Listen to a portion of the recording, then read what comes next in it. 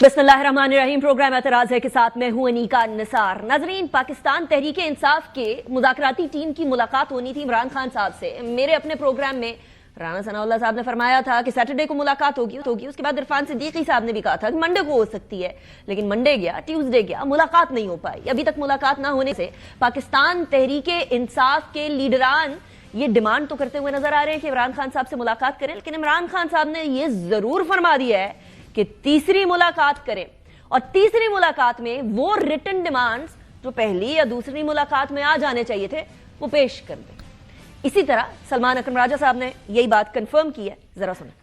गौहर की कल मुलाकात हुई थी, उनसे जो बात हुई है खान साहब की वो ये है कि तीसरी नशस्त कर लें, उस नशस्त में तहरीरी मुतालबात भी दे दें, लेकिन साथ ही ये कहें कि उस नशस्त में माना जाए कि जुडिशल कमीशन जो हम मांग रहे हैं 9 मई के हवाले से, 26 नवंबर के हवाले से, वो बनेंगे। अगर ऐसा नहीं होता तो फिर हम चौथी नशस्त नहीं करेंगे।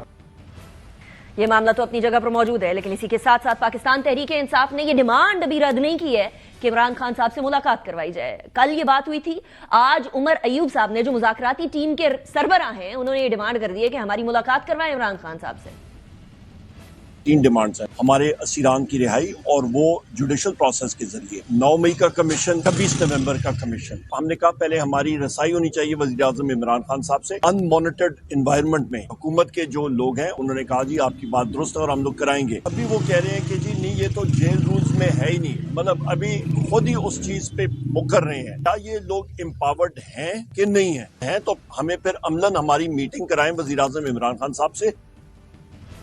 इस हवाले से कि मुज़ाकरात की टीम की मुलाकात इमरान खान साहब से क्यों नहीं करवाई गई, चहमगोइयां चलने लग गई हैं। ज़बान ज़द-ए-आम है कि शायद इमरान खान साहब के ट्विटर के अकाउंट पे, यानी अब जो एक्स है उसके अकाउंट पे एक ट्वीट ने इस सारे मामले को खटाई में डाल दिया है। लेकिन इससे पहले पाकिस्तान तहरीक इंसाफ और हुकूमती टीम दोनों ये कहती आई हैं कि बाहर के जो भी सर्कमस्टांसेस हो, उनको मुज़ाकरात को किसी तरीके से असरअंदाज उस पर नहीं होना चाहिए।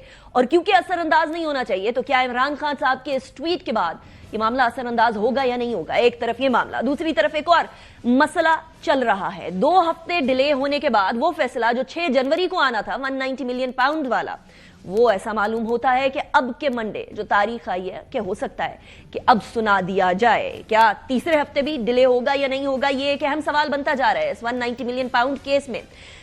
सबसे पहले जो मामला है वो साबिक प्राइम मिनिस्टर इमरान खान साहब के ऊपर इल्जामात हैं, और इल्जामात ये हैं कि NAO 1999 के 9A2 के तहत उन्होंने कीमती चीज हासिल की या पेश की।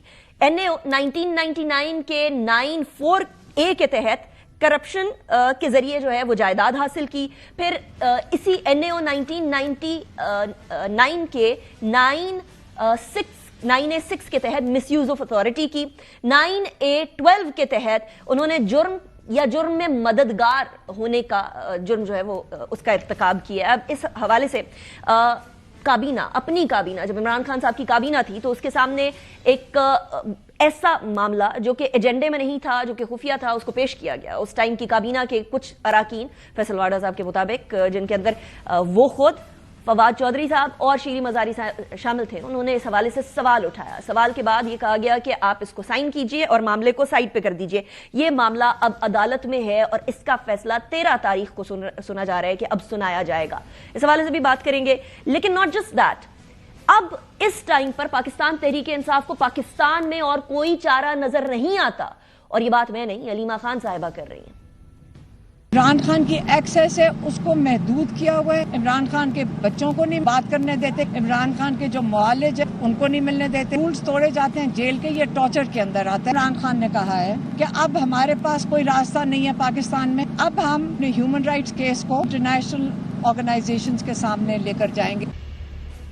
इससे पहले भी पाकिस्तान तहरीक इंसाफ इंटरनेशनल ऑर्गेनाइजेशंस के हवाले से खुतूत जरूर लिख चुकी है। IMF को खत किया पाकिस्तान तहरीक इंसाफ की तरफ से।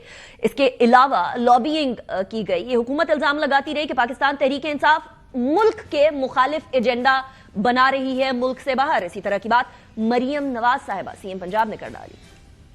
फुट एंड माउथ डिजीज सिर्फ जानवरों को नहीं होती, ये इंसानों को भी होती। जहां उनका कदम उठता है मुल्क के खिलाफ उठता है, जब मुंह खुलता है तो गाली गलोच और बदतमीजी और बदतहजीबी होती है। ना सिर्फ हम जानवरों की बीमारियों का इलाज करेंगे, बल्कि कई सियासी जमातों को जो बीमारियां लाहक है उनका भी अच्छा इलाज करेंगे। اب ایک طرف جس بیماری کا ذکر مریم نواز صاحبہ کر رہی ہیں، وہ بیماری ہے یا پھر پاکستان تحریک انصاف کے پاس اور کوئی چارہ نہیں بچا تو وہ اس لیے انٹرنیشنل آرگنائزیشنز کی طرف جا رہے ہیں؟ کیا یہ ڈیسیجن صحیح بھی ہوگا یا نہیں ہوگا، اس حوالے سے بھی بات کریں گے. لیکن پاکستان تحریک انصاف کے اندرونی اختلافات بڑھ چڑھ کر سامنے آنے لگے ہیں. ایک طرف کچھ میسیجز جو علیمہ خان صاحبہ کے اس ہفتے سامنے آئے، دوسری طرف شیر افضل مروت اور سلمان اکرم راجہ کے درمیان جو خلفشار یا جو چپکلش ہے وہ بھی سامنے آ گئی. شیر افضل مروت کی بات پہ تو نہیں کچھ کہوں گا، میں نہیں سمجھتا ان کی بات کوئی پارٹی کی بات ہے. سلمان اکرم راجہ صاحب کا پی ٹی آئی سے کیا تھا؟ کہاں سے یہ 3-4 آدمی 4 مہینے 1 سال پہلے پی ٹی آئی میں آ گیا؟ پوچھ لیں بیرسٹر گور صاحب سے، یہ حضرت کس کا تھے میں سیکرٹری جنرل ہو؟